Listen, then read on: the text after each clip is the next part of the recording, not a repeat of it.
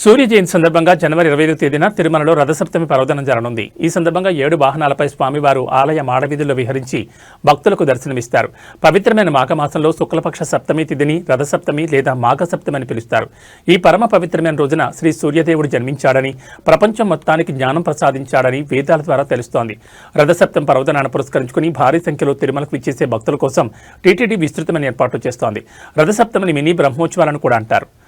తెల్లవారుజామున 5:30 నుంచి 8 గంటల వరకు సూర్యప్రభ వాహనం, ఉదయం 9 నుంచి 10 గంటల వరకు చినశేష వాహనం, ఉదయం 11 నుంచి మధ్యాహ్నం 12 గంటల వరకు గరుడ వాహనం, మధ్యాహ్నం 1 గంట నుంచి 2 గంటల వరకు హనుమంత వాహనం, మధ్యాహ్నం 2 గంటల నుంచి 3 గంటల వరకు చక్రస్నానం, సాయంత్రం 4 నుంచి 5 గంటల వరకు కల్పవృక్ష వాహనం, సాయంత్రం 6 నుంచి 7 గంటల వరకు సర్వభూపాల వాహనం, రాత్రి 8 నుంచి 9 గంటల వరకు చంద్రప్రభ వాహనం.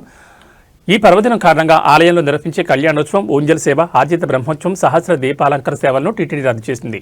కాగా సుప్రభాతం, తోమాల, అర్చన ఏకాంతంలో నిర్వహిస్తారు.